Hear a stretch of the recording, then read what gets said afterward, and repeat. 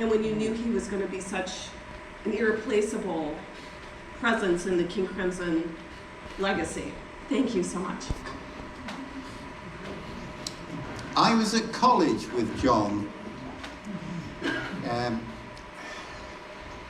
Bournemouth College at Niverton Road. I was taking 3 A-levels to go on to university in London and take a degree in estate management, real estate in American terms.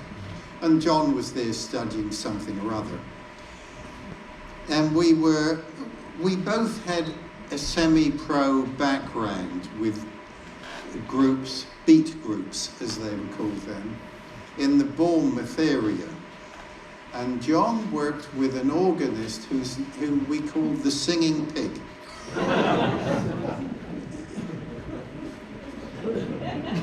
I mention that only in passing. And then we both went our ways and ended up in London, John with family and me with King Crimson. And when the first Crimson broke up in '69, I called John Wetton as a replacement for Greg Lake, but John had just joined family. So we moved on to 1972, when King Crimson had broken up again. And I was in my cottage in Holt. And this is one of those situations where the impossible happens. And I was at the cottage in Holt, and the point is I needn't have been. I could have been in London or with my parents, whatever. And I leant out the window. Now bear in mind, if I were in my cottage in Holt, it was very rare that I was leaning out of the window on the first floor, American second floor, looking out at the street. I have no idea why I did. But I did, and there was a rather flashy car, which John had borrowed, and there was John, who just happened to be in Bournemouth visiting his parents, borrowed a car, heard that Robert was living in Holt near Wimborne, and took a drive out. Now there's a number of country lanes you can take in the area, none of them going through the cottage. So I leant out and there was John, and we met. And not long afterwards, I gave him a call. And John said yes.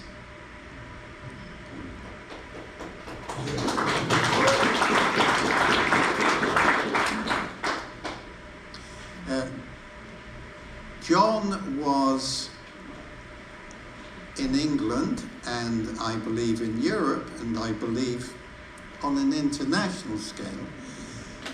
John was the bass voice of his generation, and the only player who, for me, had similar authority was Jaco Pastorius. John was utterly astonishing. What Crimson has always done very well is to encourage the members of the band to realize their aspiration as a player. And for John, this moved from being a bass player to being a singer. John's success as a singer in Asia was way beyond anything in Crimson. But for me, there were a number of superb singers, songwriters, and only one English bass player. It's a matter of record, mainly by John himself, very honourably and graciously, acknowledging the difficulties, personal difficulties he had with substance abuse. And through the difficult years, I stayed in touch with John as a friend and would visit him at his house in Bournemouth, where he moved. But when John went into the fellowship and lived his life one day at a time, when you live your life one day at a time, it's on the razor's edge. There's no room for deviation. And with that, John, after 2007, I had conversations at a depth and intimacy that we had never had before. And then the news came in.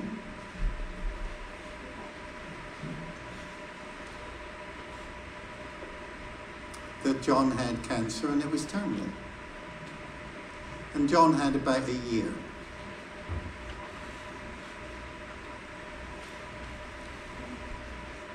Except his treatment brought it down to 3 weeks. There was a screw up and John developed sepsis. And I visited John and his wonderful wife.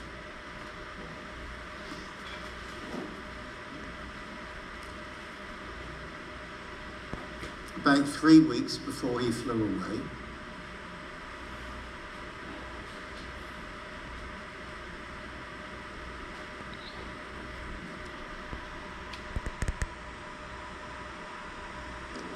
And John was in a good place. It would be easy to say that John's latter years were in some way, tragedy is maybe too hard a word, but my view of John's later years were that they were a triumph.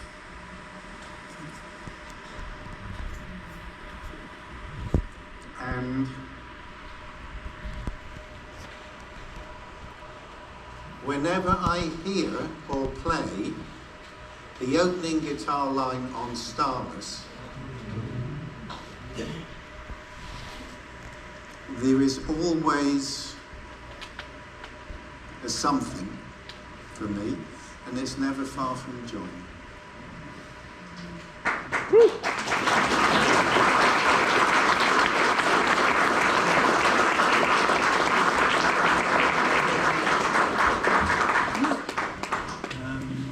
I sadly never knew John while he was at the height of his powers. I first met his playing when we were mixing The Great Deceiver. 1992. 1992, which I remember being phenomenal. It was an astonishing album to mix. Absolutely astonishing, and the playing on it is phenomenal.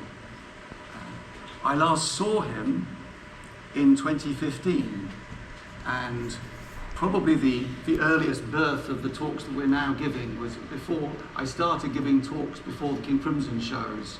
And in 2015 in Brighton, I was asked to give a short talk in the liminal zone. It was in between the doors as you came in and the doors that went through to the theatre. There was a space between two sets of doors, and they wouldn't, for some reason I wasn't allowed in the theatre. They said you can give your talk there between these two sets of doors.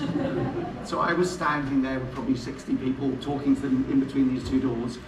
And the set of doors from the foyer opened, and I suddenly realised that none of the heads were pointing at me anymore. They were all now looking over there. And it was wonderful. John had just arrived and poked his head around the door to say hello. Everyone looked at him, and then he left. And that was the last time I saw John. Thank you. Thank you for that question.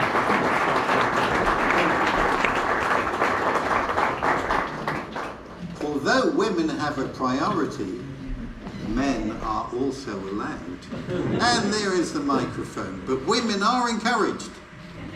There's another lady over there. Yes, please, madam. Do I see lady?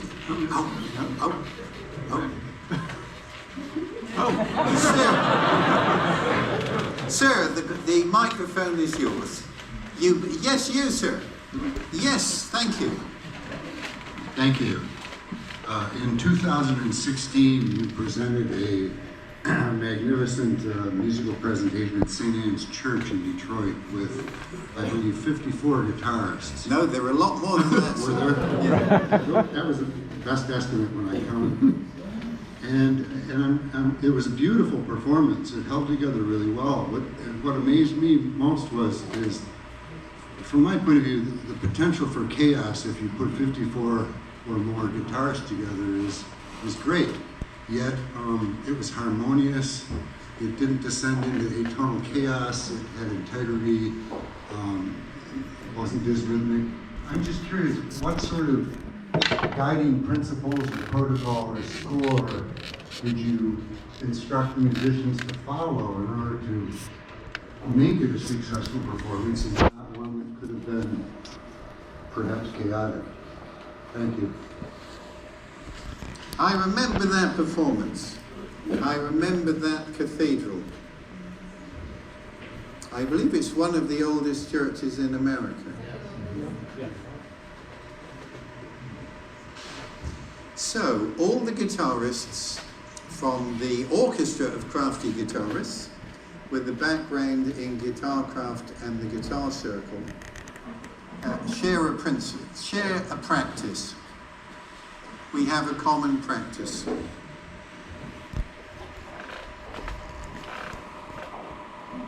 Essentially of becoming present,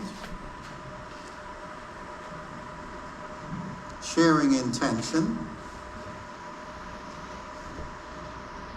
and being available to the music, the other members of the orchestra,